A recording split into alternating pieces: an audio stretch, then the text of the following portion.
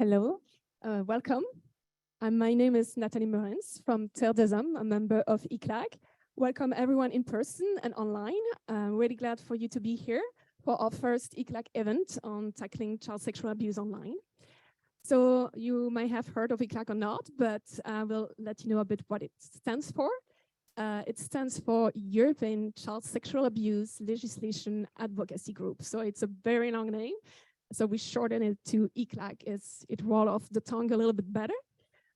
So we are an informal coalition of over 60 child rights organizations. We basically combined expert child rights advocates, survivors, work at the front lines of this issue. We work in preventing and combating through deployment of technology, through understanding better how to prevent this from happening for children. And we welcome you today as part of this conversation that has been happening the last few months or the last years on this new proposed legislation on child sexual abuse online. And we want to bring to this conversation a bit more the approach of what the frontline people who are working on this stage do daily, what the challenges and the opportunities they face.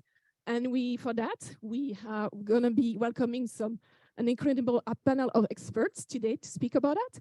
And also, we are very lucky to have 3 keynote speakers who are going to be talking about the experience of advocating and working on this issue at policy level. So I welcome the first keynote speakers, Mr.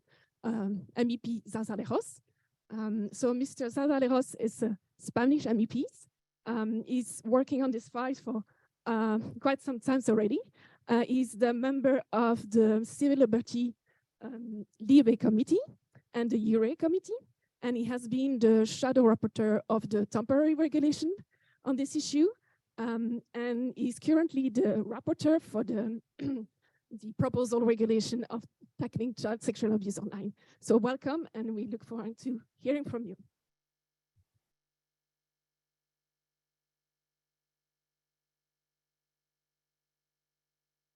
Thank you very much, and thank you all for being here. I'm really honored and I'm grateful for having been invited to take part in this event, along with so distinguished speakers who are going to bring to us the voice of children who need protection, children whose lives can be ruined, children who can become victims either offline or online abuse, and children who are threatened, no matter the social background or any other condition.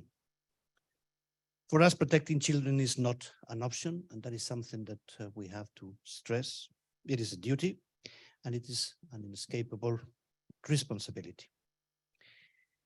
So legislators, law enforcement agencies, courts, schools, parents, civil society organizations, such as those that we have here supporting this event, we all share that responsibility. And each of us have the duty to play out the role we are supposed to play.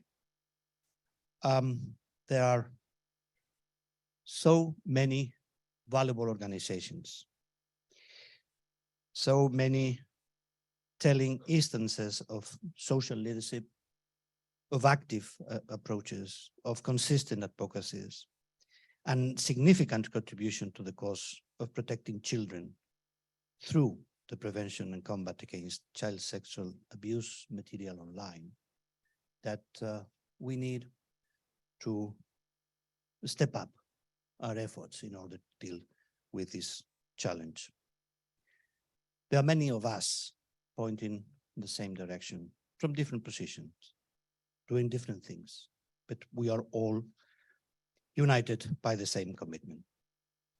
So first of all, I would like to thank all those who work in these organizations, which are so important, not only for the actual work they do, but also for the awareness in our society.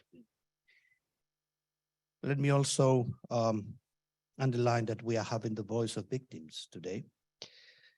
Those who are ready to come forward and say, I did survive. The testimonies which we had the opportunity to learn in the course of our deliberations in the European Parliament are both overwhelming and encouraging. And what we can say, what we must say is that we must be by their side in their healing journey, in which they must feel accompanied and supported. Ladies and gentlemen, I have the honor to speak to you as the rapporteur of the proposed regulation on CISM, which is being discussed along with my colleagues from all political groups in the European Parliament. The proposed regulation is aimed at setting a new paradigm in combating CISM. And I'm not overstating that. That's why we are going to shift from a voluntary system of cooperation to a mandatory regime. And even if we acknowledge the efforts made by service providers, internet companies, in making the most of the tools and the legal framework that we provided, we have come to see, unfortunately, that voluntary is not enough. So that's why all relevant companies will have to conduct, according to this regulation, a thorough risk assessment of the services to detect the risk of being misused for child sexual abuse material dissemination. They will have to adopt mitigation measures following this risk assessment. And if necessary, they will have to comply with the specific duties that will be imposed by detection orders issued by the competent national authorities. We want effective procedures on top of that to remove, block, and list CISM. We do not intend to prescribe the specific technologies, but it is necessary to ensure that either known CISM, new CISM, and grooming are dealt with effectively and in a safe manner. We are fully aware of how sensitive the use of technology might be. And that's why we are working on setting up the necessary safeguards, the procedures of redress, and to designate the authorities that should step in to prevent deviation or misuse of technologies. However, we should not accept that kind of impossible dilemma between protecting children and respecting fundamental rights. That can't be the premise on which we have to build this regulation, because protecting children and respecting fundamental rights should go hand in hand. They can go hand in hand. We want to emphasize prevention and encourage innovation. And that's why this piece of legislation, that is also very important, is supposed to be technologically neutral.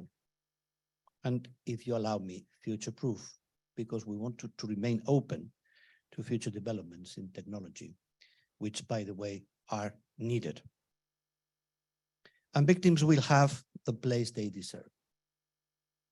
Re-victimization through the continued resharing of known CISM, the rights to be assisted, the safe procedures to communicate with authorities and organizations acting in the public interest, and many other important issues will be enhanced.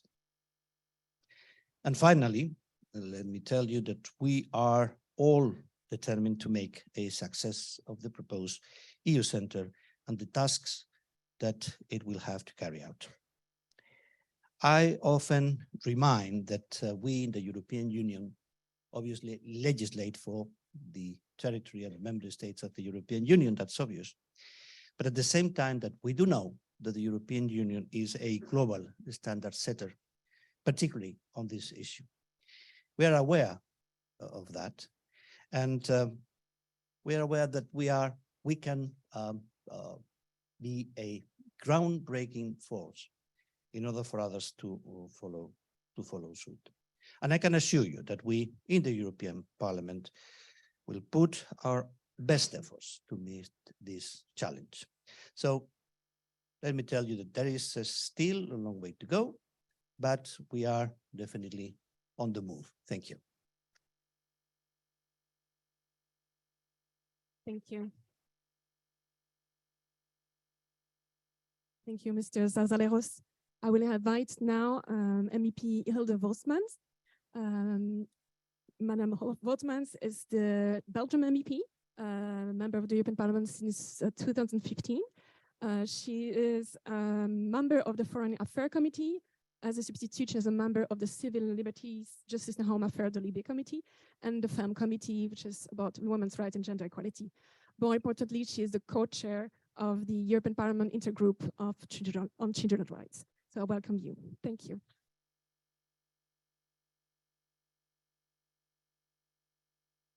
Good afternoon, everybody, distinguished guests, Mr. Kushner, esteemed colleagues and friends. I'm extremely humbled to stand before all of you, and I'm wholeheartedly thankful for the commitment, leadership, and dedication shown by all the excellent speakers throughout this fantastic event. The EU is on the verge of becoming the first jurisdiction in the entire world to mandate online services providers to detect and report all instances of child sexual abuse, as well as remove all child sexual abuse material.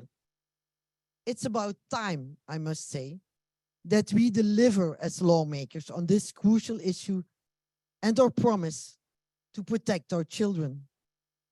The fight against child sexual exploitation and abuse is my #1 priority within the European Parliament. I believe it could not be otherwise for anyone who understands the detail of these crimes. And as a spokesperson of Renew Europe on the EU legislative proposal to prevent and combat sexual abuse, I feel extremely privileged to be in a position to make the change needed and provide concrete answer to this reality. As a mom myself, I cannot fathom the idea that there are some people out there who have a sexual desire toward children, including toddlers. I keep wondering, what if my girl would fall victim to these crimes? What if it was the picture of my daughter, Amani, to end up on the internet and shared endlessly to feed the appetite of those who find pleasure in kids suffering? In a matter of seconds, the life of our children can be shattered forever. In a matter of seconds, their lives are turned upside down. With a mere click, their image is out there, triggering a countless change of reshares, of posts and viewings with no control whatsoever from the victim. We cannot comprehend the far-reaching and lasting impact that this abusive imagery has on children's life. So when we are confronted with these crimes, we need an urgent response. It's a matter of giving children back control of their lives. We tend to think of these abuses as something far removed from our daily lives and the average citizen. But at least, I hope, don't feel off your chairs. At least 1 in 5 children in Europe is a victim of some form of sexual violence, often online. Reports of abuse in Europe rose dramatically from 23,000 in 2010 to 725,000 in 2019. And the lack of accountability in the online world is tragic. No one is held responsible, and everyone operates in the dark, shielding themselves behind a screen. The level of impunity in these crimes is a tragedy on its own. And according to a recent study by ECPAT in 8 member states, citizens demand strong measures, including the use of automated tools by online service providers to detect child sexual abuse.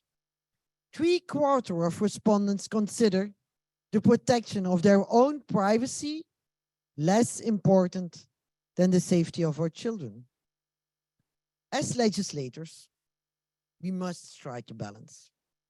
Adult privacy is important, but so are the integrity and private lives of our children. Privacy and the protection of children must go hand in hand. But I can tell you that we cannot protect privacy on the internet at all costs.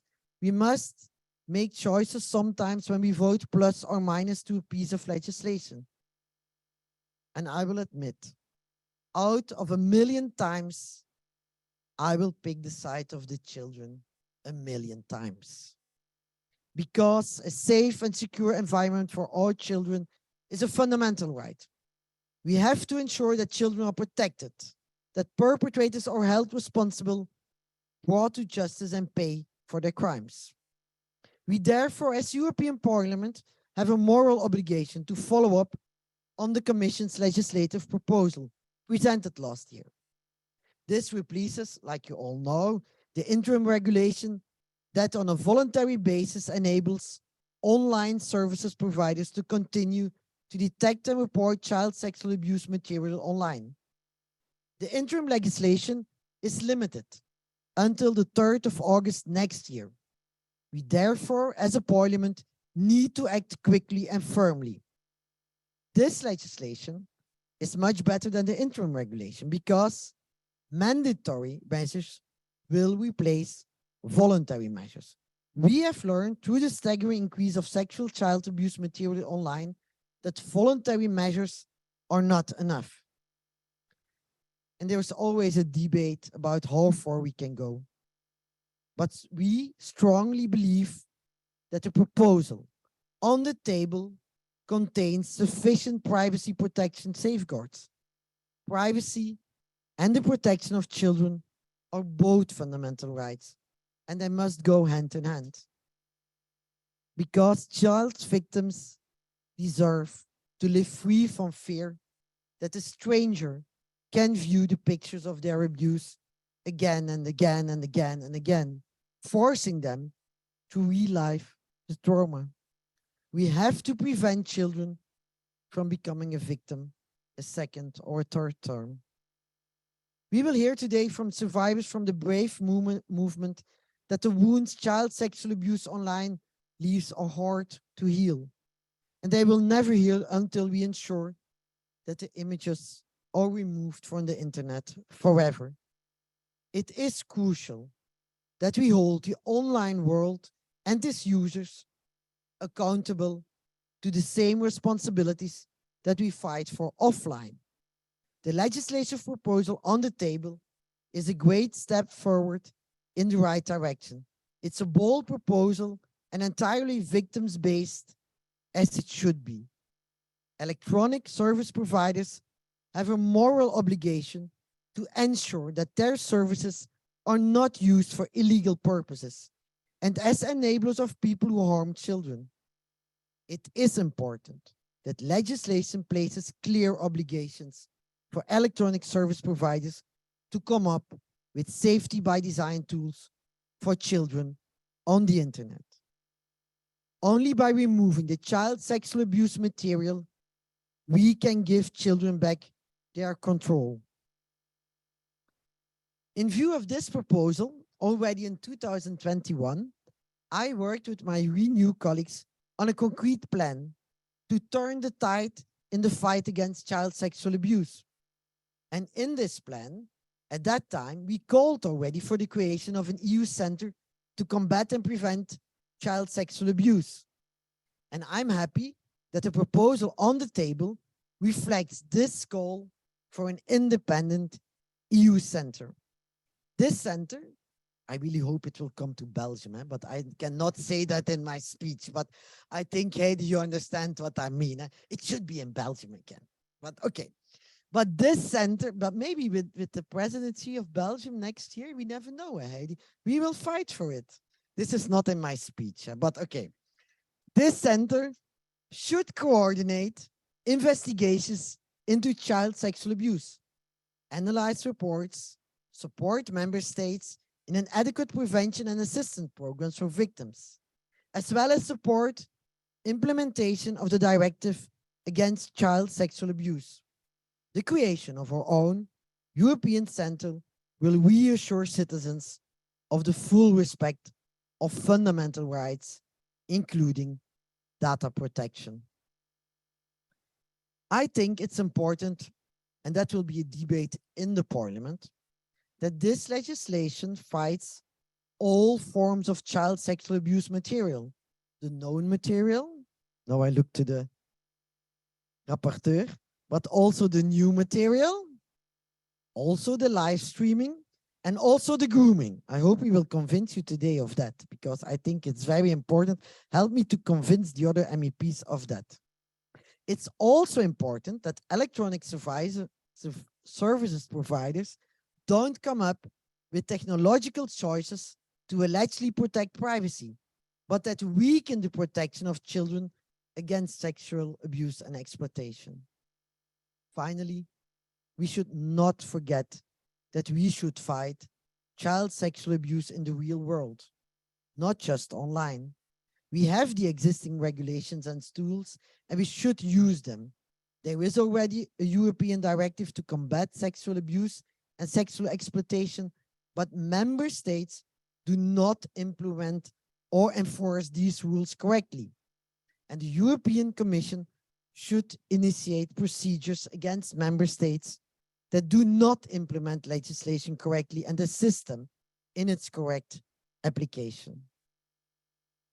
Let's make this legislation a reality. Let's fight together to protect all children from abuse and exploitation.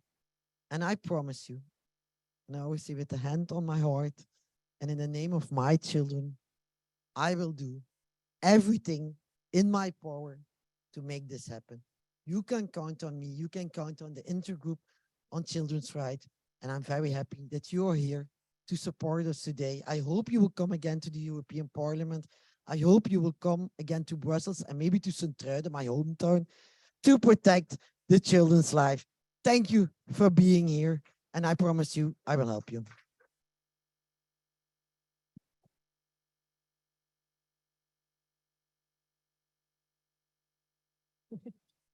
Thank you, MEP Hilde Bosmans.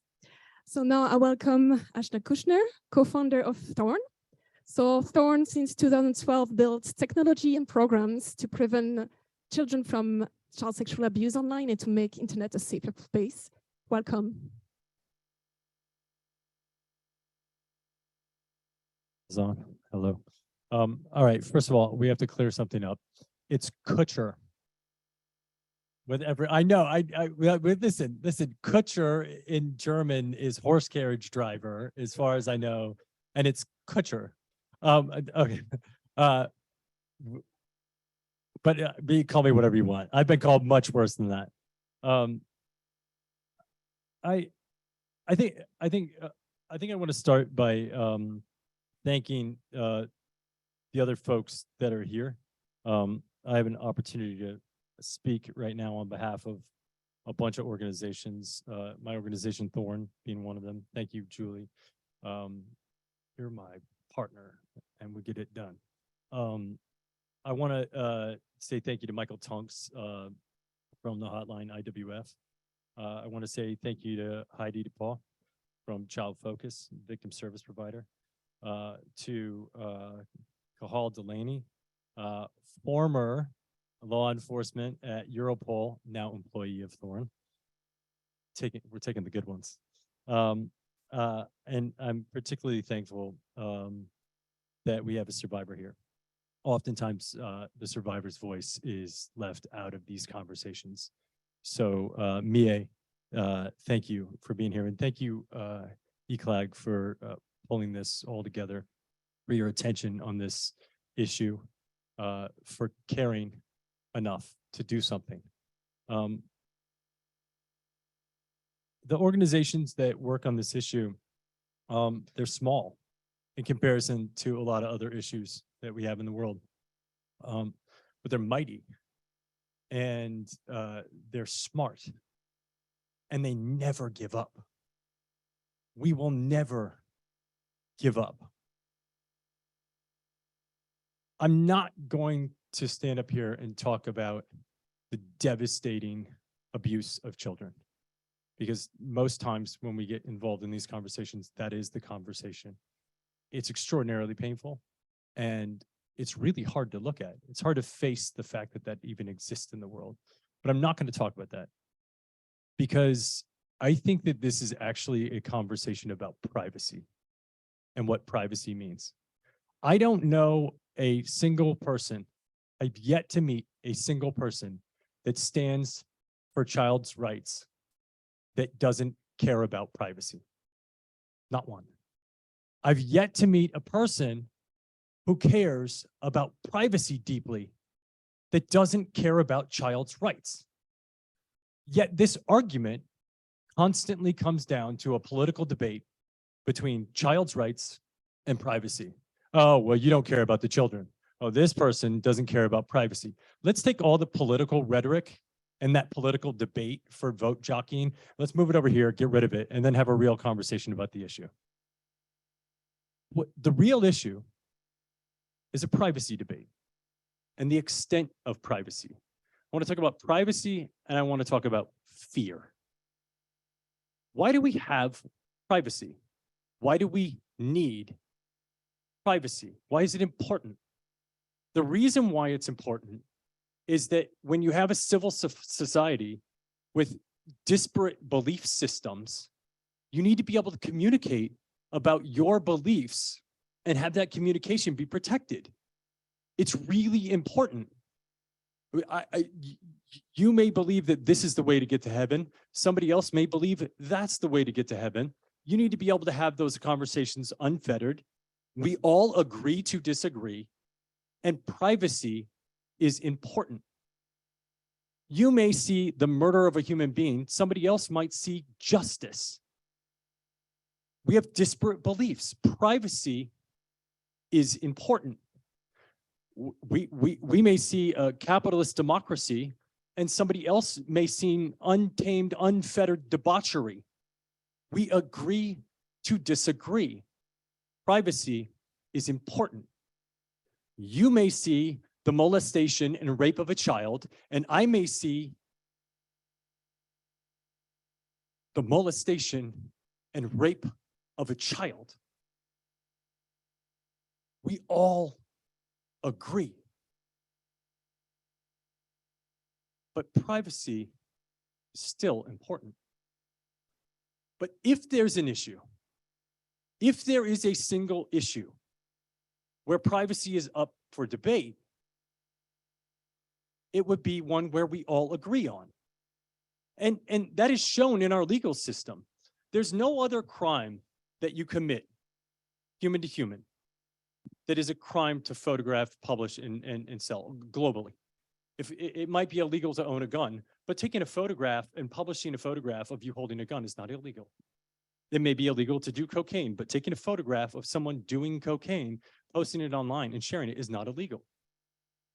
In this particular case, it is not only a crime to violate a child in that way, it's a crime to capture the violation of that child.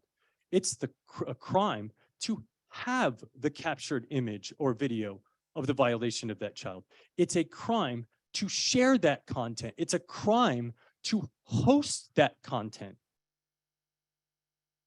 And we agree on that. Fundamentally, we agree. So the question is there a way to detect that content, identify it technically, without violating all of these other issues that we agree that privacy is important on, without violating our own fundamental privacy? That is the question that's on the table. And I'm here to tell you that technically, the answer is yes. Technically, the answer is yes, the tools do exist, but there have to be checks and balances that are put in place, and it has to be extraordinarily well debated and legislated. So to me, if I was a legislator, I am not, I am an actor and I am, but if I was a legislator, this would be the most exciting moment to me right now. This is exciting. This is what you signed up for. This is the very thing that you got engaged in politics for, because it's complicated and it's difficult and it's hard, but it's right.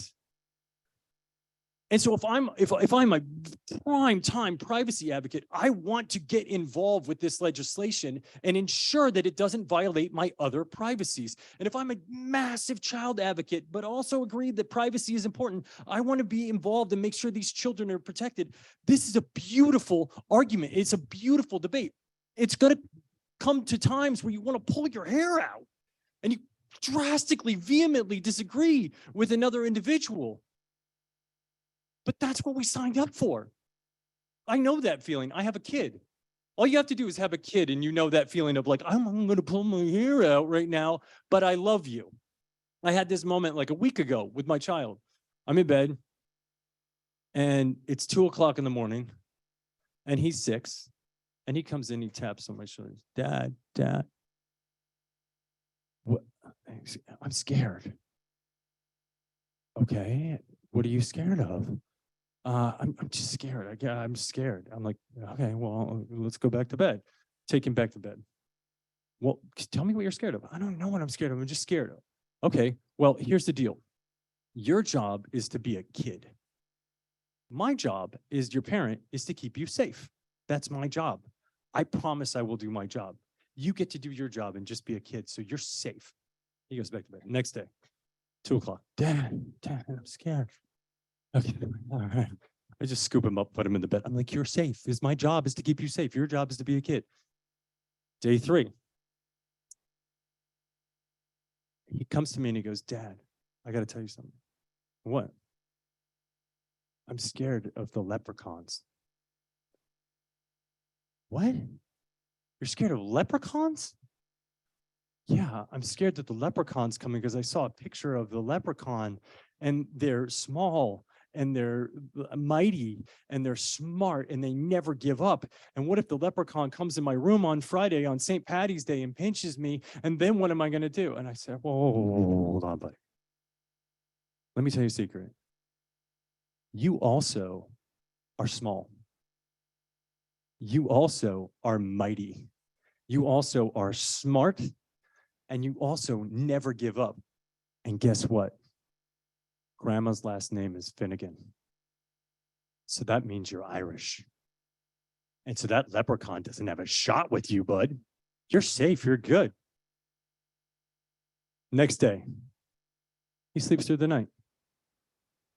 Because there was this thing that he didn't understand. And he'd seen a photo of it and he'd heard of it. He knew about it, but he was afraid of it because he didn't understand it. And we all have those things in our lives, these things that we're afraid of because we don't understand. Because the thing that none of us want is to feel stupid. We're all afraid of feeling stupid. So I think that that's part of what's happening here.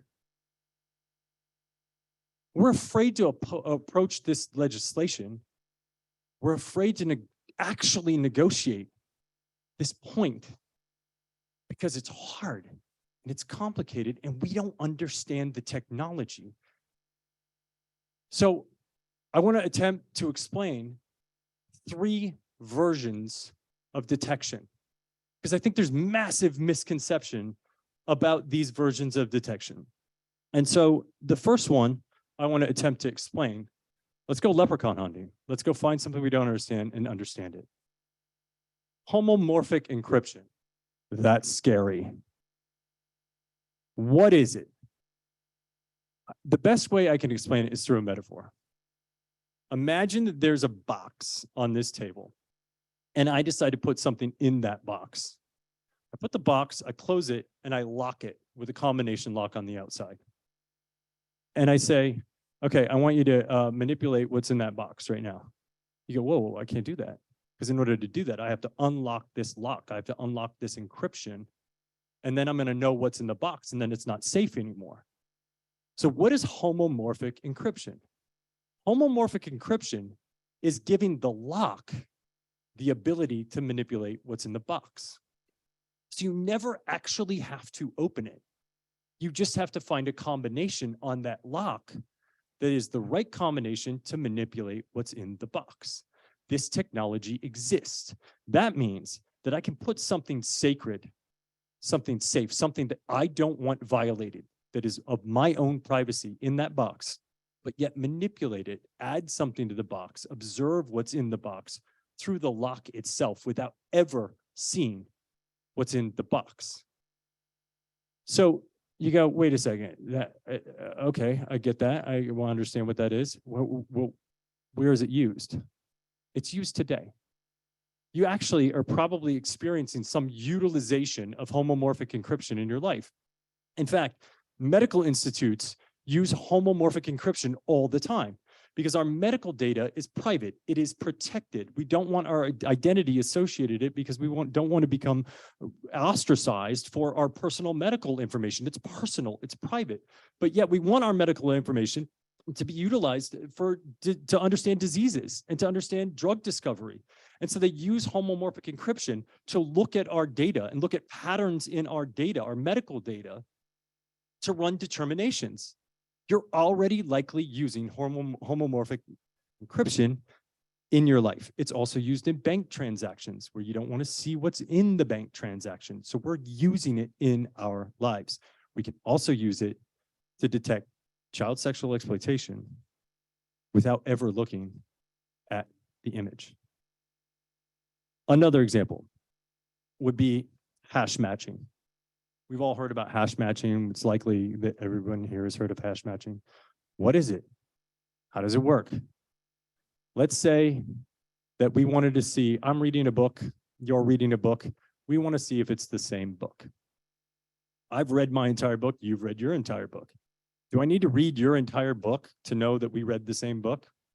No, I likely just need to have a couple character descriptions of the main characters, maybe a theme, maybe a moral, maybe a plot line of the story.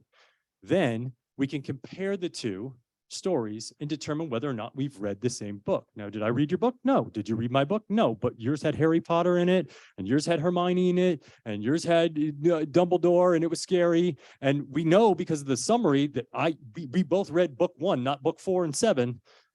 I have an 8-year-old too. But we know that we read the same book. And this technology is used all the time. We create mathematical fingerprints of images and objects to understand that these two things are the same. You've used hash matching today, I guarantee you. Everyone here who put a password in for any site, any website, access to any site, you use hash matching. That's why you have a secret password. That's what keeps it secret. That institution doesn't know your password. You know your password.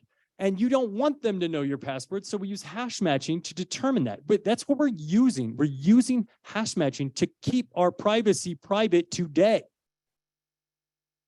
But maybe we're afraid to use it to identify kids that are being sexually abused? Why? Oh, well, Ashton, wait a second. You guys have talked about perceptive hash matching. That's different than hash matching. Dun, dun, dun, dun. Dun, dun, dun, dun. Nobody in this room knows what that song is. How could you know? It's not an orchestra. The instrument was just my voice, and the original by Beethoven was done with an orchestra. You couldn't know that that's Beethoven's Fifth. That's perceptive hash matching. That is perceptive. You just did perceptive hash matching in your head. These two things are the same. This one is slightly augmented, but we can still tell that they're exactly the same.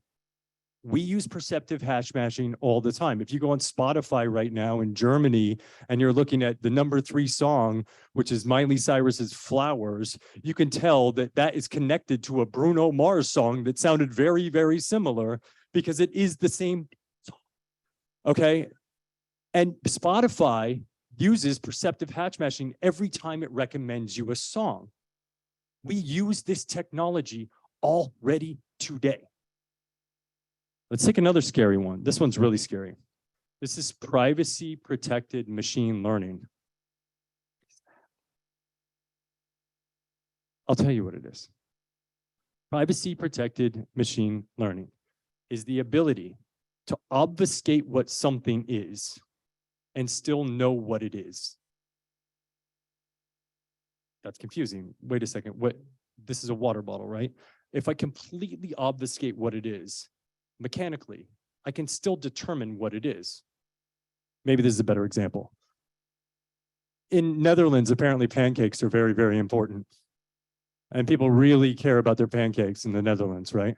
And you probably have this like secret family recipe for your pancakes that you don't want anyone to know, because that's the family recipe. It's secret. The recipe, this is the secret entity. This is the text message. This is the secret file you don't want anyone to see. You don't want anyone to know this recipe. How can we know what it is? How can we know that there's a recipe here? How do we know? We cook it. We cook the recipe. And then we invite someone over to eat the pancakes. And they're going to be able to tell you, from the minute they walk in the door, they're going to be like, I smell pancakes. Did you cook pancakes? They're going to know the texture of it. They're going to know what it looks like. They're going to know what it smells like. They're going to understand so many properties about it that they're going to know, wait, those are pancakes. But they still don't know your recipe. That's privacy protected machine learning. Another technique that we can use to detect grooming, to detect unknown images that have never been seen before.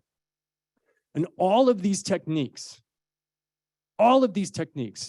give a likelihood that what you're looking at is child sexual abuse material. They can all give you a quantifiable understanding of what you're looking at without a single human looking at it. At which point in time, you now go, there's better than probable cause here. It's better than the police officer that has probable cause to investigate something, because it is at such a high percentage likelihood that that's what it is, that we kind of should look at it. We should definitely investigate it. But we need checks and balances between every single one of those layers. Before a human looks at it, we need to make sure that that technology was only used for that, in that one sliver focus. We need to make sure that we run audits on any hashes that we want to match. We need to know that it's only looking for that. And the only way to launch another match is by running another audit to ensure that that's what it is. We need to know that that machine learning is only trained to look for that content and nothing else. And the institution to hold that up. That's what this groundbreaking legislation can bring. It can bring privacy, maintain our privacy, maintain privacy in all of these other areas where we do not want our privacy invaded. Keep an extraordinarily narrow scope and deliver for our kids and deliver for our promise. Because we promise our kids that we're gonna keep them safe. And I don't want to break that promise, because they are strong and they are small and they are smart and they are never gonna give up. And I never want my kid to look at me and say, Dad, you broke your promise. And all that we have to do to get there is dedicate ourselves to work a little bit harder on both sides, on every side, to ensure that this is done right. And the echo that we create will reverberate around the world and will have impact for children for generations to come. Thank you.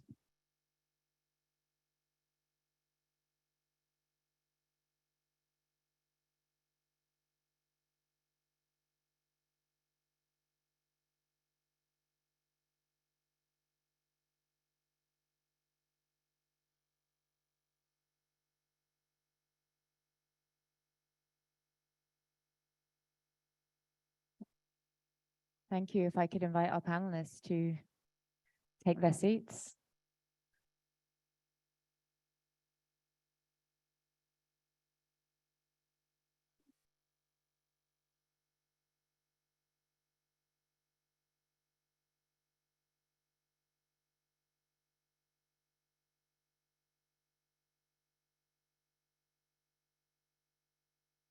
Good afternoon, and thank you to our speakers. Thank you so much for your words. We really appreciate you being here. It's a tough act to follow, but we hope to be able to, with the audience, unpack a few of the issues we've been hearing in recent months around the debate. Let me introduce myself. My name is Amy Crocker, and I'm the head of Child Protection and Technology with ECPAT International, and we are a member of the ECLAG group, and we've been working very hard to try and promote what we believe is a really important and watershed moment in the EU, but also for the world. And I just want to kind of reiterate some of the really crucial points and statements that we've already heard here today. And I hope that we can speak to some of those during this panel. We've heard about, huge progress that has been made in recent years, but we also know that without some kind of legal obligation, we know that just child safety online will not get to the place it needs to be. We will be hearing about the devastating effect of child sexual abuse and exploitation on children, victims, and also survivors. And we've been hearing about how technology does exist to actually help us solve some of these problems, and how technology is needed to help respond and prevent the issues that our children are facing on a daily basis as we sit here now. So I think I will get going to that point. And we have a wonderful panel of speakers, and I will just reintroduce them so everyone knows who they are. We have at the far end, we have Carol Delaney, who has spent many years in law enforcement with Irish Garda Síochána. I did practice that before. And then at the European level with Europol, and is now working with Thorn and victim identification in the European region. We have Heidi de Pauw, who is the CEO of Child Focus Belgium, which is a national child protection organization, and also the organization that runs the National Child Sexual Abuse Material Hotline here in Belgium. We have Mike Tonks, who is the head of policy and public affairs at the Internet Watch Foundation. And we have Mie Koyama, who is the co-founder of Be Brave France, also a SAGE member of Be Brave movement, and herself a survivor of childhood sexual violence. And I want to thank you in particular for being here and being able to share your experiences with us and speak on behalf of survivors. As we've heard, this is crucially important. So we will get going. Thank you again for being here. So I think, Carl, I'm going to start with you, if I may. You've obviously spent many years working with law enforcement. You've seen this problem evolve, the challenges evolve. You've seen also our use of technology become smarter, and our need for technology in many ways increasing. What do you say to those who might question the extent and gravity of this problem that we're seeing online, or that has evolved over the recent decades?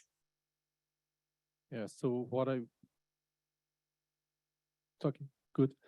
I would say is that I think, like most of you, I've read or seen excerpts from the reports that NECMEC publishes about child sexual exploitation and abuse, and the references they make to the millions of reports that they receive every year in relation to that.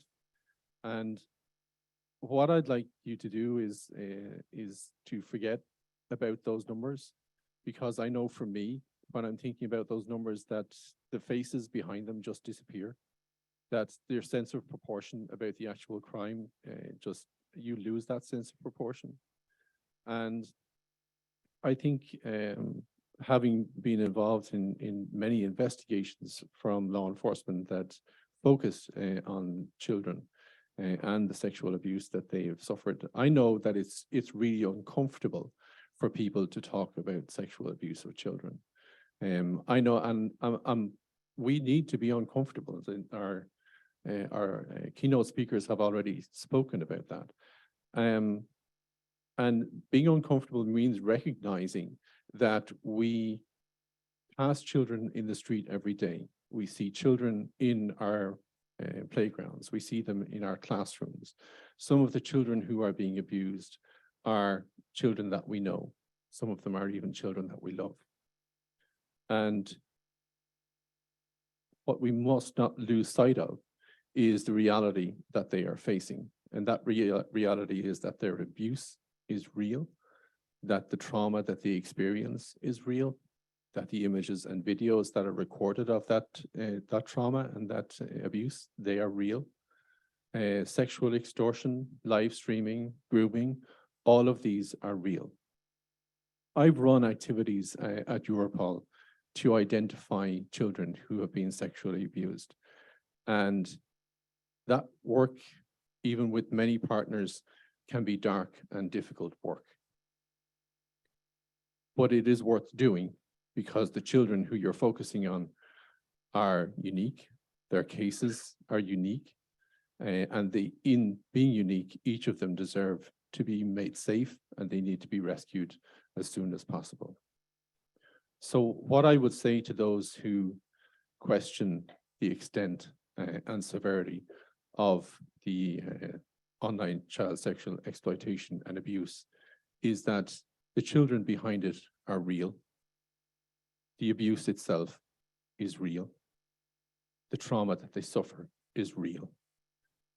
And it would be awful and terrible if that was just one single child. But it's not one single child. It's millions of children.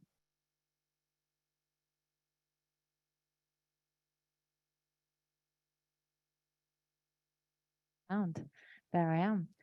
Thank you for that. And I think perhaps, Mia, if it's okay, if I turn to you now, because I think this really sets us up, and I would absolutely agree. I mean, I think we get lost in the numbers sometimes. We use them as proxies to try and describe a problem which many of us simply cannot understand. And I think it's crucial that we continuously bring this back to the child. And Mia, you're here with us, you know, to share a little bit of your own experiences, but really help us understand what are some of the huge challenges that victims and survivors face in coming forward and in talking about what is happening to them and what has happened to them.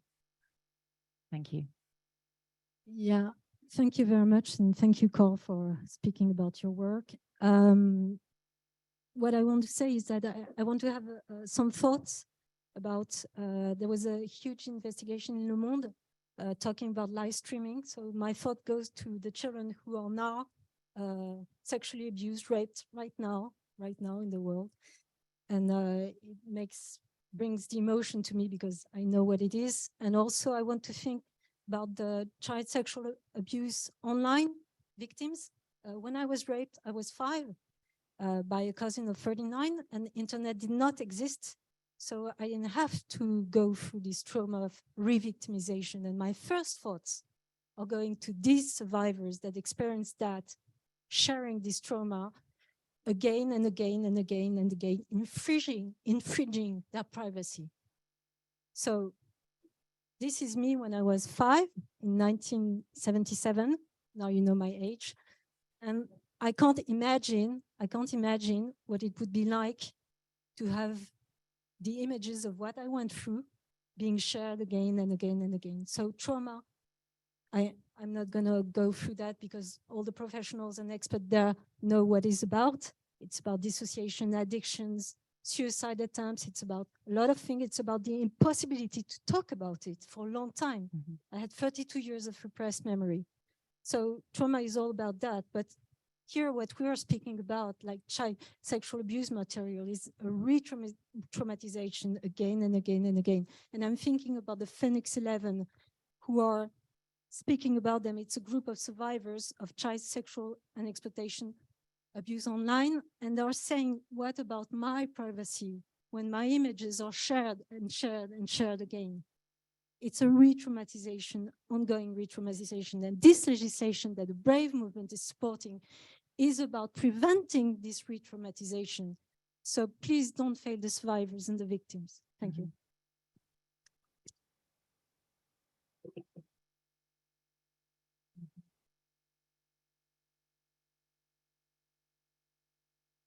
Thank you, Mia. And absolutely, I think, I mean, picking up on this point about prevention, I think we're all speaking in relation to this regulation, the proposal for regulation, speaking very much about prevention. And I think often prevention is seen as one thing. It's seen as education only. It's seen as teaching children to keep themselves safe. And I think as we also understand that sometimes just isn't possible, and that's not possible for all children, depending on their age and other factors. But I suppose maybe Heidi, if I go to you now, because I mean, your organization, Child Focus here in Belgium, works with victims. Your team is also running a national hotline here. How do you see, what do you know from your organization about the needs of victims?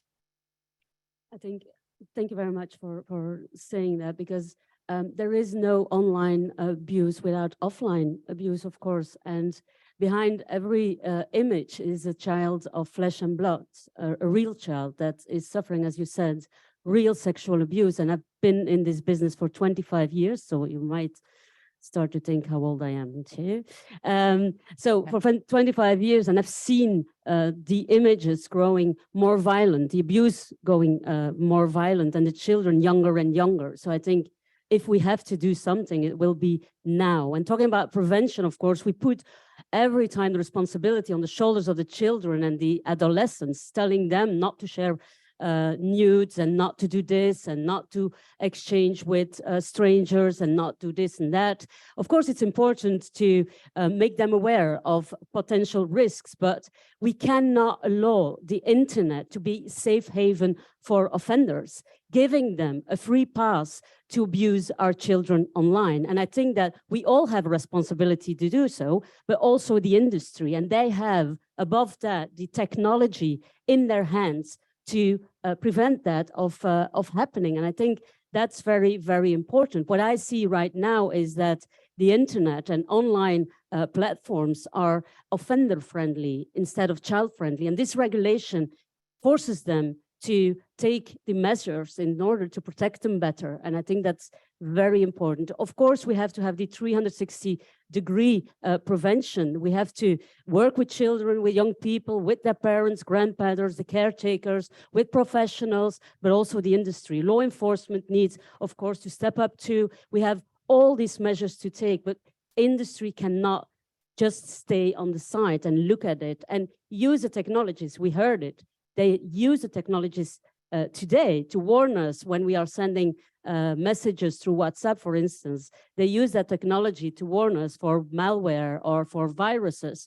So why not for protecting children? So I think it's very important. We all have a responsibility. And even if you're not working for an NGO or for law enforcement or for the industry, or you're not a politician, you have a responsibility as a citizen too, because bystanders have also a very important responsibility. It cannot be that you receive from someone you know an image of sexual abuse of a child and you just do nothing. You have to report that in order for the law enforcement or NGOs to do what they have to do. That's report it and remove that from the internet.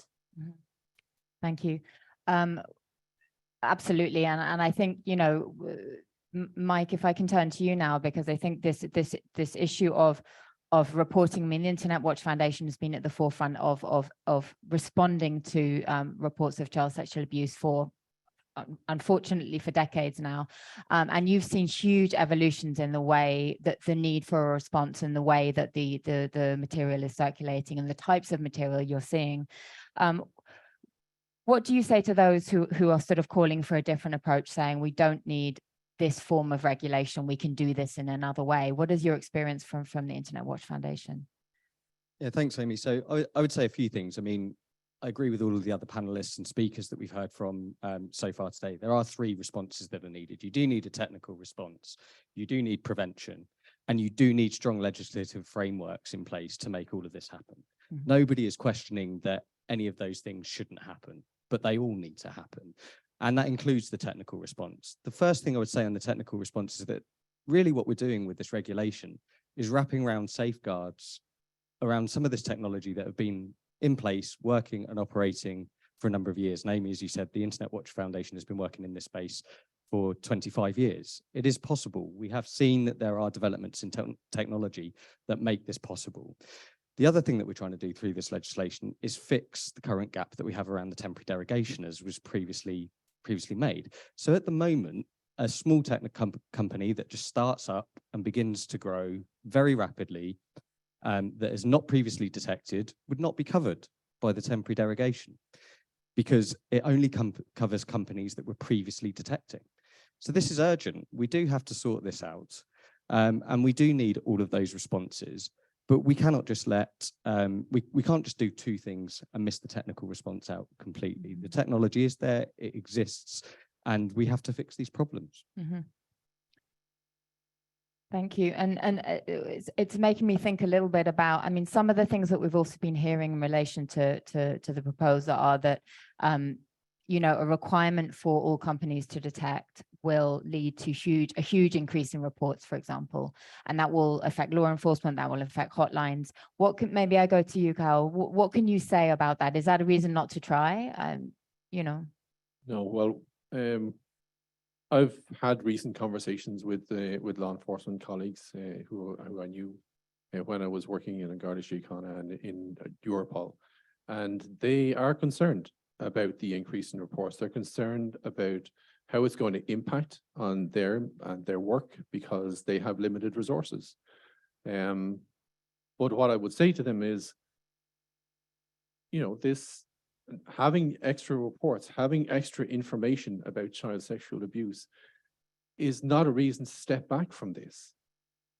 This is not going to drop out of the sky tomorrow. We have time to prepare for this.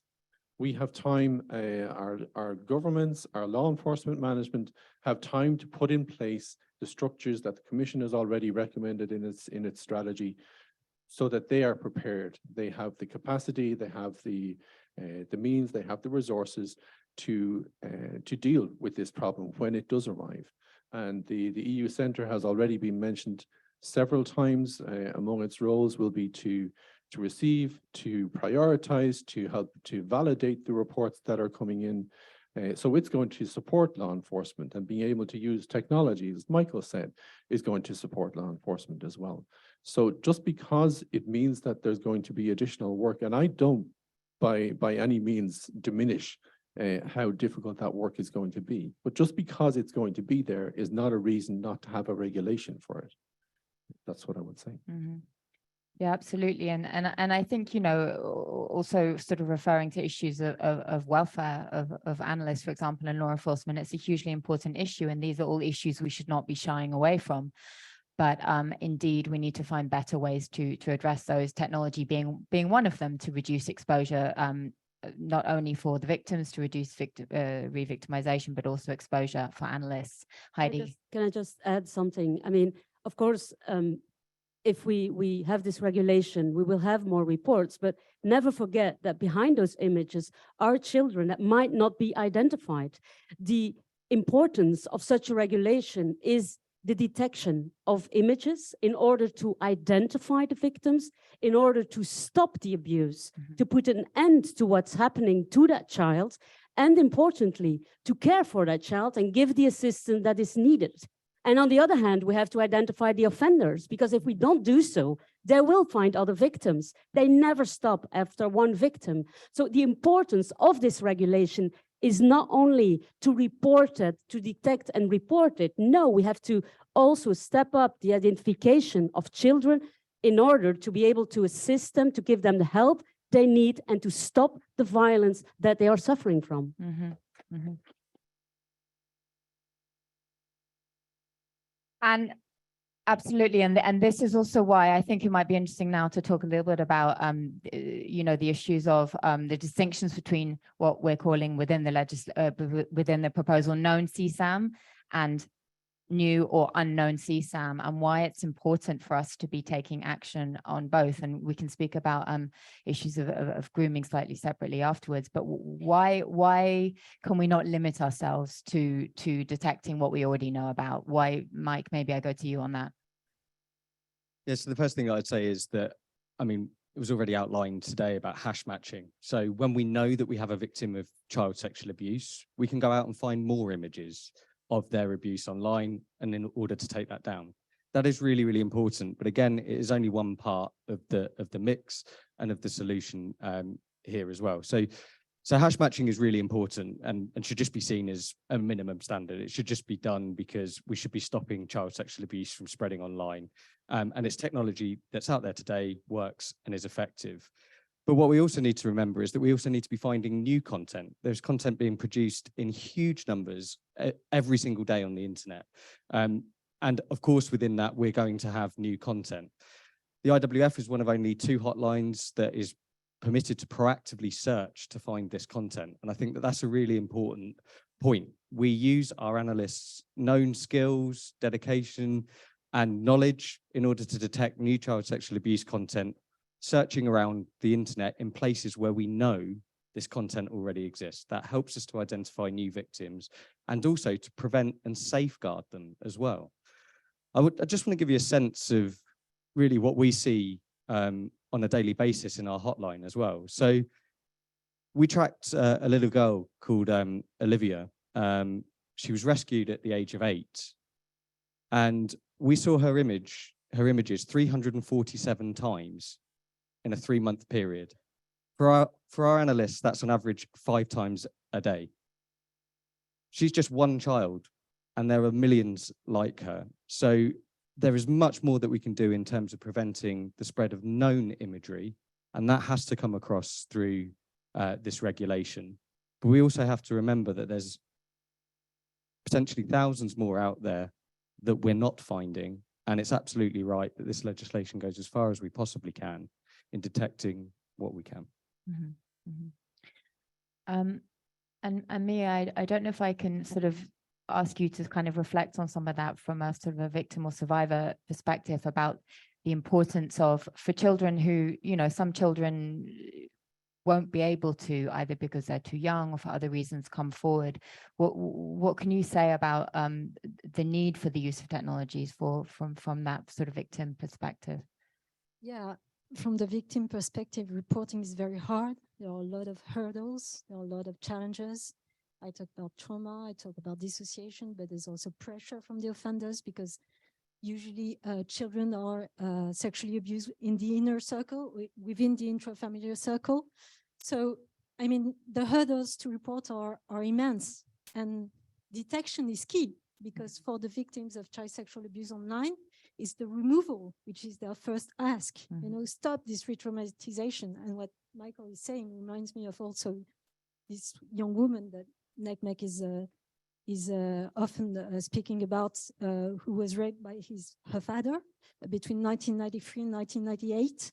And as of 1 month before, her images circulated 100,000 times on the internet, 100,000 times. So yeah, I mean, this legislation is about that, is about prevention, preventing, detecting, and preventing other crimes to happen. So it's key. I mean, we know reporting is not enough, and the majority of child sexual abuse are not reported. So we need detection. We need this legislation, and Brave Movement is supporting this legislation. And I also want to say thank you for giving me survivors a voice. This is what the Brave Movement is all about, and also to come with allies, law enforcement, former law enforcement, MEPs, stakeholders. We are all coming together, and it's a wartime now to get this legislation passed for all the world and for all the children and victims and survivors. So yeah, it's an important time, and to go above ideological debates and to go inside the issue, which is the key. Thank you.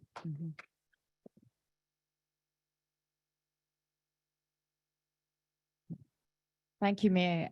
And I think this also, you know, reflecting again on issues of prevention, let's sort of talk a little bit before we move perhaps to the issue of kind of perhaps the EU Centre and sort of looking across the EU and how this could work. But on issues of grooming, I mean, being able to detect potentially harmful conversations between a child and an adult in many cases is important. And you know, this legislation, this proposal seeks to also include provisions for that. why is this important? What are the possibilities, Cal, for this to happen from a technical perspective? For prevention from a technical. Yes. Yeah. Yeah. So the possibilities are, I think you said it already, that you can have measures in place so that you prevent the recirculation of the images, you detect the images that are being circulated, and you are also able to understand where are the actual offenses taking place. What are the channels where they're taking place? What are the applications, the apps that we have to call them now? What are the apps that are being used to cause these offenses? And by understanding those, by being able to understand where the trends are, where the offending is taking place, where the victims are being abused, then you can understand what interventions you need to put in place, what prevention notices you need to post on these channels, and what information you need to make available to parents, to carers, and to others who have responsibility for children, so that they can prevent the abuse and make them aware of how that abuse can occur. Mm-hmm. Okay, thank you. And I think but we have a few more minutes before we'll go to questions. Heidi, I wanted to ask you, you know, from your perspective at Child Focus here in Belgium, what is also the value of or the potential for this regulation to improve kind of harmonization, cooperation across the EU, and what is the importance of this? And when we've heard about challenges around implementation of the European directive, why do we need to be doing things together? I think that we have to join forces, that's for sure. I mean, if we talk about lots and lots of reports, if we work together, I'm sure that, you know, we can handle this, we can do this. But what's most important is that this regulation foresees harmonized regulations. So it does not depend in which country the images are hosted or in which country the victim is living. The victims will all benefit from the same kind of equal assistance, equal protection, and that's very important. I think if we want to tackle this, we have to do it all together with the same, if I can say it, arms. We have to use the same regulations in order to step up and win. Win is maybe too optimistic, but I mean, offenders are using the technology, so we should do it in the same way. This regulation will foresee harmonization, but also the EU Center will make it possible to have coordination and cooperation on an EU level. And I think that's really a step forward in the fight against the further distribution of the images, and also to prevent children from becoming victims. Mm-hmm. Thank you. And I have a couple more questions. I think the audience will indulge me. I think we couldn't, I mean, we've already heard a lot about privacy today, and I think it's really, really crucial that we talk about the issues that are really at the forefront of the debate that we're having currently in the EU. You know, and I'll open this out to a sort of a lucky volunteer.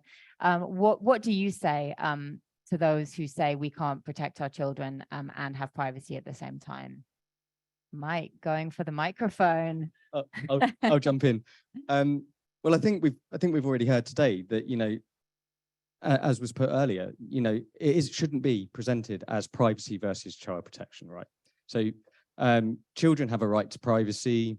Adults also have a right to privacy, but we cannot forget that, you know, privacy here, it shouldn't be right that someone's child sexual abuse images can just freely circulate that many times around the internet.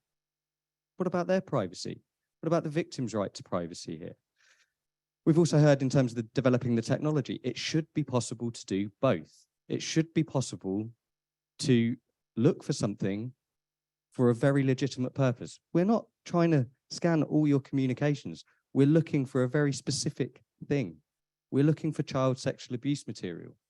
And we have hashes that enable us to do it. And as Ashton outlined earlier, there was a number of other ways of looking at doing this in the future. So it should be possible to do both. And in the UK, we've looked at, we've run a safety check challenge fund. We've published papers about what could be explored. And it's now, I think, up to us to set the challenge of the companies to do this, to balance privacy and child protection. So it should be possible to do both. Mhm. If I just can add something, I completely agree. It goes hand in hand. I mean, privacy is not the enemy of child protection or the other way around, but we should not romanticize privacy either, because when we are, exchanging with someone through end-to-end encryption, I mean, they might not see the content, but they know who we are contacting, who we are talking to. They know where we are. I mean, so I have the impression that the privacy fetish, as I call it, only comes up when it goes when we talk about child protection. I think both go hand in hand, and the technology, as we heard already from the real experts, is there, and the checks and balances should be in place. Of course, I am in favor of protection of privacy, but if I have to put into balance privacy or the violation of the sexual integrity of a child, I know where it should go to. Mhm. Mhm. Wow. Just to add to what both of the speakers have said, the fact is that privacy is a right, and rights are complicated. There are a lot of compromises involved in rights, and what the legislation is setting out to do is to balance those, to make sure that those compromises are properly safeguarded, and that you have measures in place like due process and legislation to ensure that that privacy is protected, and that children can also be protected at the same time. And that's something that is definitely worth remembering and worth considering as we go forward with this legislation. Yeah, as for the Brave movement, we think that the real issue is how to ensure global standards to establish, how to ensure strong safeguards, to establish global standards for both privacy and children protection online. And that is very important for us. But every time I think about privacy and the debates we have, I hear also the voices of the Phoenix 11, sorry to quote them again, but they say every day victims of CS, child sexual exploitation and abuse online, fear someone who has seen their abuse material will recognize them. What about our right to privacy? Mhm. Mhm. Yeah.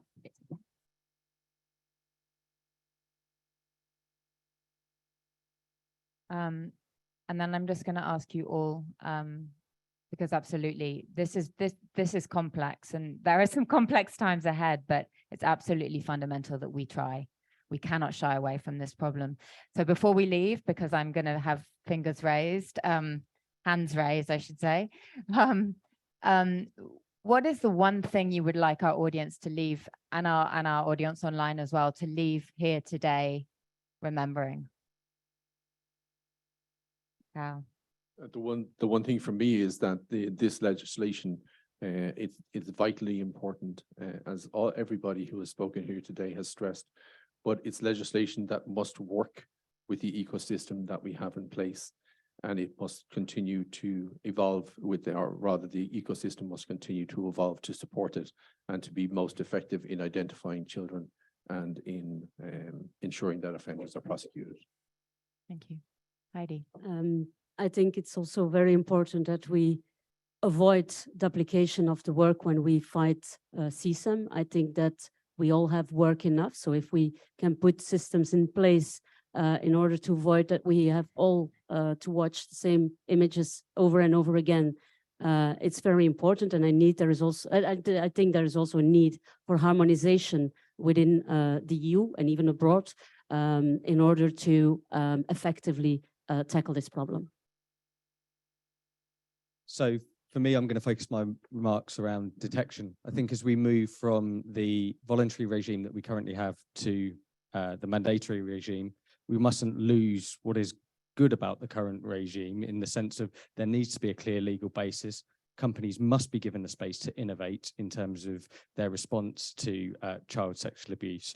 And really that we should see the mandatory detection orders in the proposal as a last resort, but there must be space to innovate and use detection orders as a last resort. Yeah, I think we need to remember that this legislation is about protecting children from sexual crimes and offenses that leave, that leave long-lasting crimes. And I think it's really important that Europe keeps in mind that Europe is acting for all the world, because more than 70% of child sexual abuse material is hosted in Europe. And I think survivors have a say in this process. They need to be heard, and this is why we're supporting also the creation of a survivors committee within the EU Center to help support survivors, but also have a say on technologies, have a say on the debate, because we have the lived experience and it's important. Thank you. Thank you. And I think that's really a fantastic place to end this part of the conversation. I think we're now going to go to Q&A. So there may be people roaming the room. Yeah. Yeah, go to the back, yeah. Oh, they're at the back there, yeah. So I'll start with MEP Rinsema.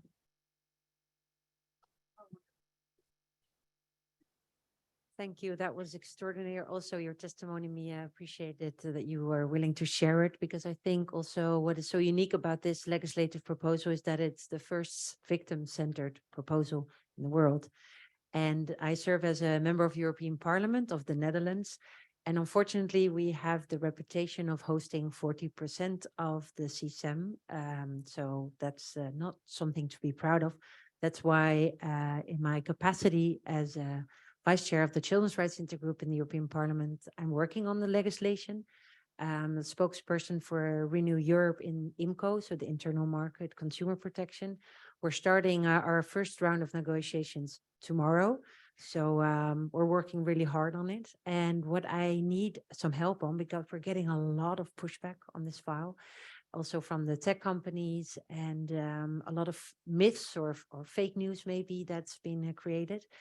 I've been pushing for innovation, for prevention, and for user friendliness. And to make it a little bit more specific, I've been promoting age verification and parental control tools. When it comes to age verification, we're getting a lot of pushback, again, from privacy and data organizations. So I don't know who of you could answer that, but what are really the possibilities to maintain privacy and not make it too intrusive, but to have age verification? Thank you. Mike, do you want to maybe take that? Yeah, thank you, Katerina, and thank you for your question. I think, so on age verification, this is something that's also come up from our experience with the online safety bill in the UK as well. And I think, as you say, there are a lot of myths around what is possible with age verification. There are organisations like the Age Verification Providers Association, the EU Consent project that has looked at this. And it should be possible to verify your age in certain ways, but keeping a distance, an air gap, if you like, in between the thing that you're seeking to do online. So whether that's buy alcohol, access pornography, whatever that might be. But they can just share a token, if you like, to say, yep, this person has already verified their age through this application, and therefore you're good to go. I think where the challenge comes is when you're trying to when someone hasn't got identification and trying to define what a child is, there probably needs to be some more work done there. Thank you, and there'll be opportunities afterwards to speak. So we have one question there and then one after. Yeah.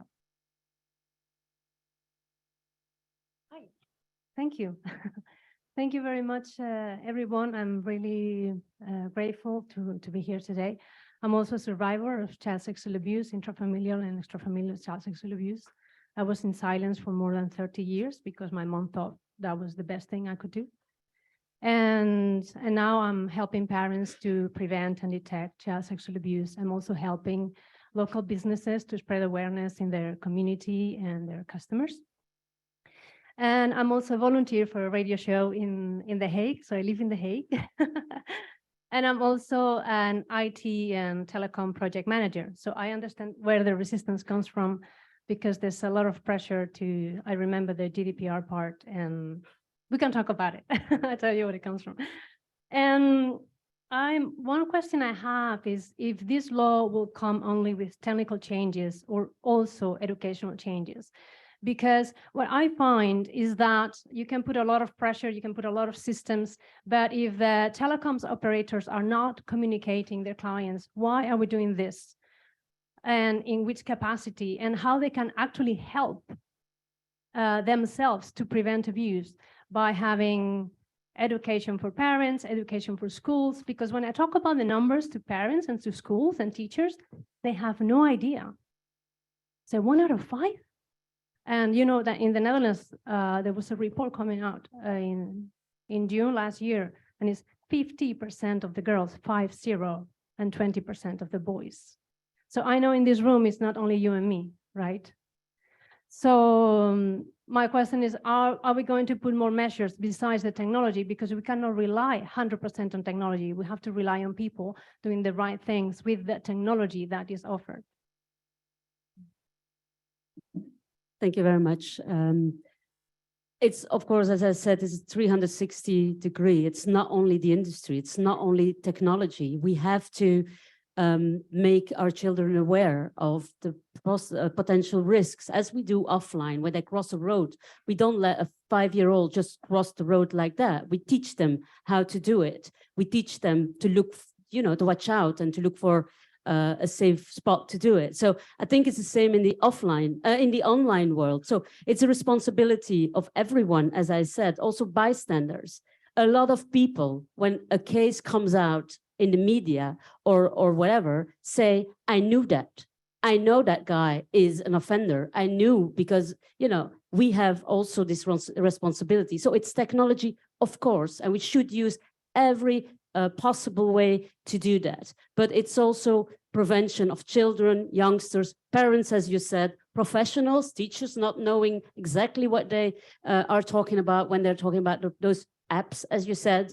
I mean, it's the whole measure. It's law enforcement. We have to reinforce law enforcement. They need the means to do what they have to do. We have to work all together. But I think everyone has to take the responsibility in order to prevent it, and when it happens, to detect and identify. And I put the emphasis again on identifying the children to stop the abuse. That's also very important. And technology can help, but we also all have our responsibility to do that. I have one here and one here, and then we'll see how we are for time. Oh, yes, there's one here. Sorry. Thank you.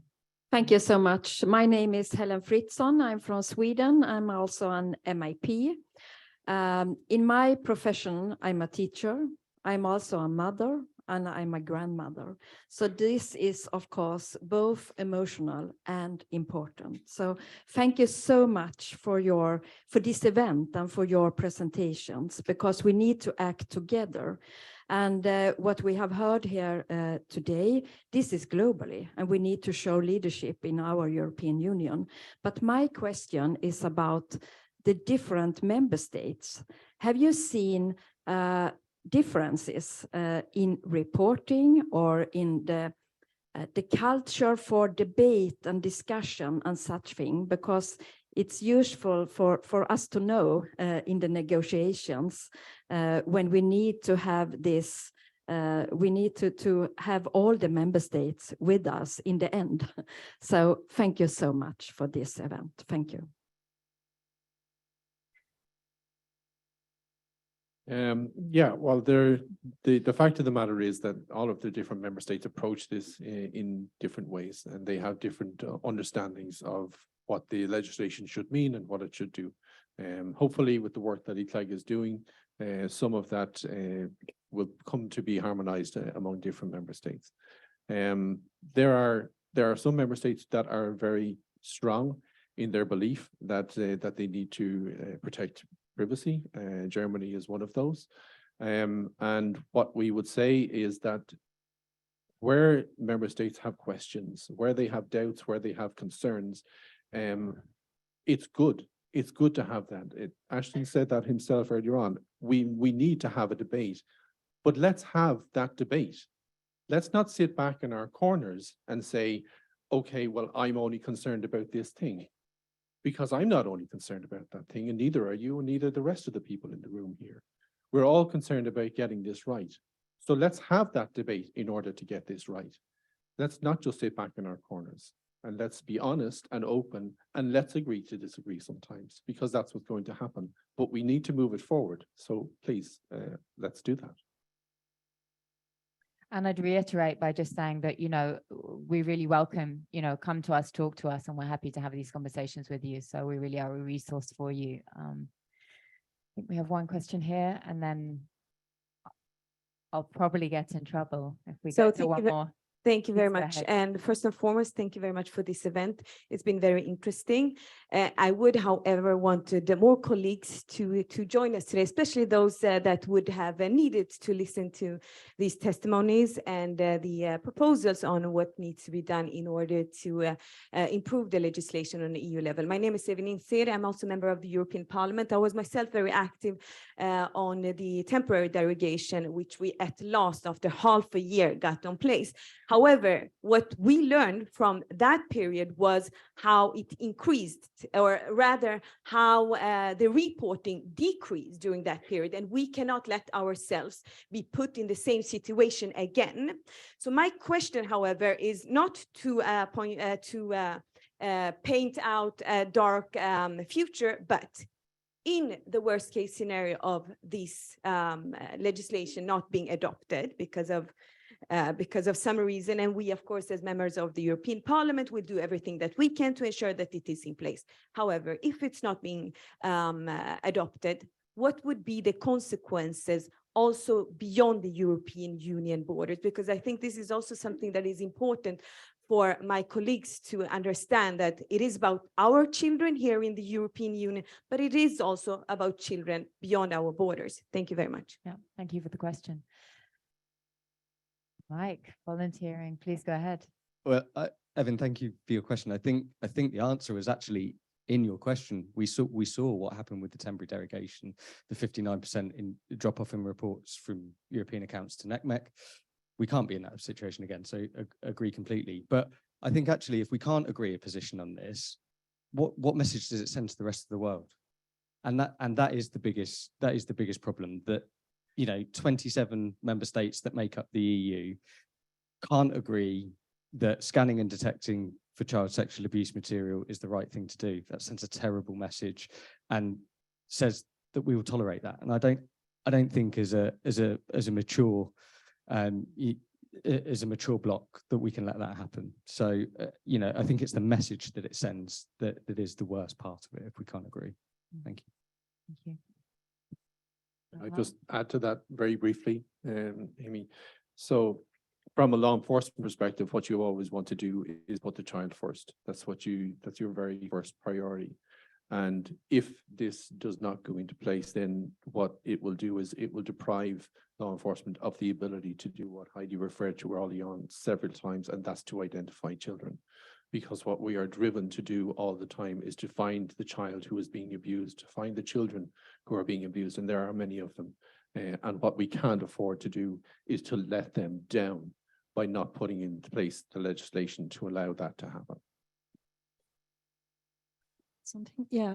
I mean, when I hear that there's a possibility that this legislation doesn't go through, it tears me apart. You know, it means millions of survivors will be left aside, and internet will become a wide space offered to offenders. I mean, this cannot happen. So we need to be brave so our children can be safe. Sorry, it's my slogan, but it's true. It's true. We do need. Don't fail the survivors, please. Thank you. Do we have one? Make a comment afterwards. I just wanted to answer to your concern. Of course, I do agree that it would be a very bad message if we are not able to agree on a regulation as the proposed one. But what I can say is that I see a broad political consensus that in case that we are not able to have this regulation through, we will extend the existing regulation, so there will be that gap. Obviously, that is not what we want. We are working very hard, I would say, against the clock, but there is always that possibility, and that would be at least the lesser evil.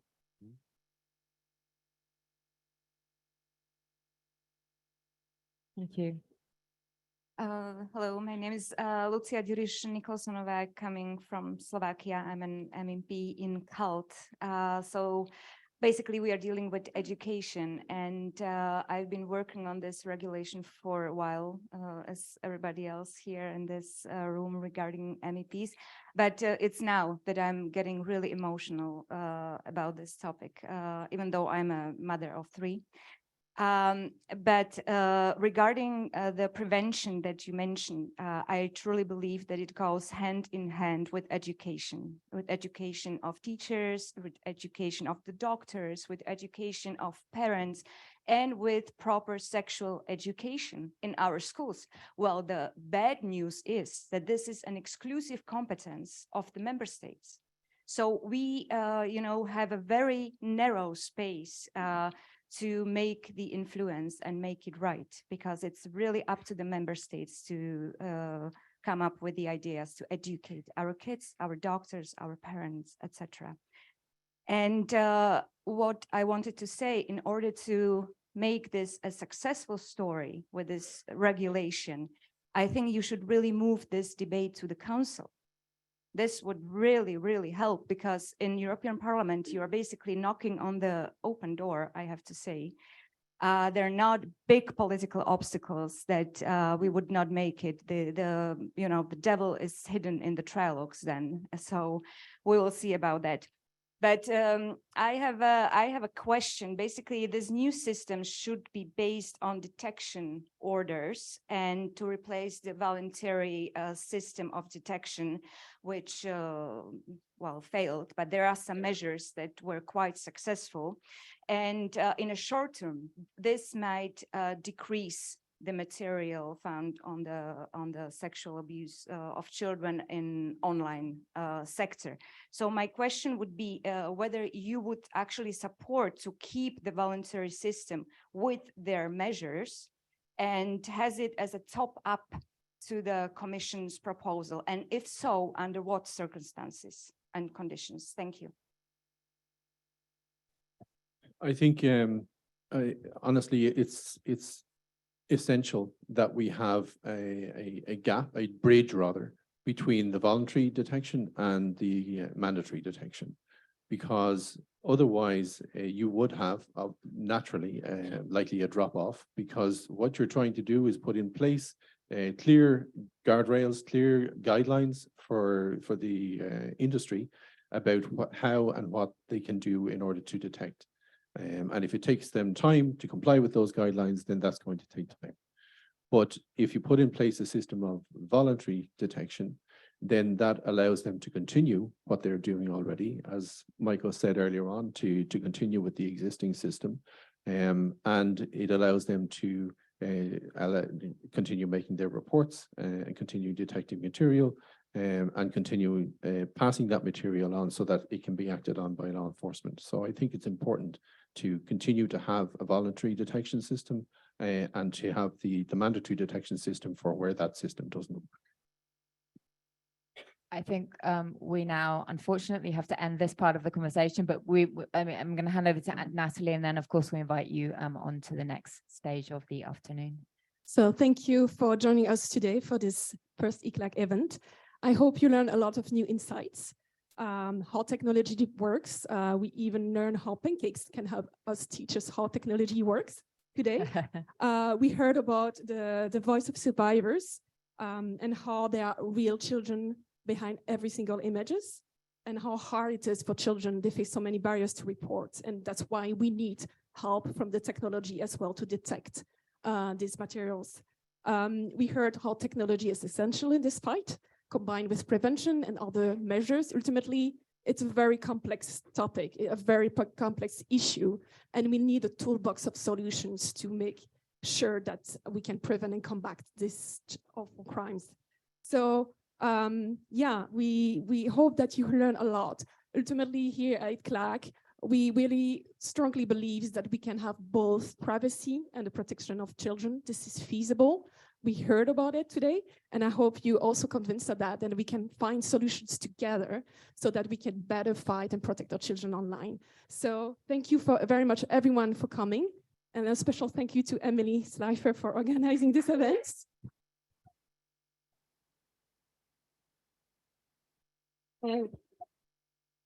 And we hope to continue this conversation with you. So feel free to contact us and to join us in this conversation. Thank you.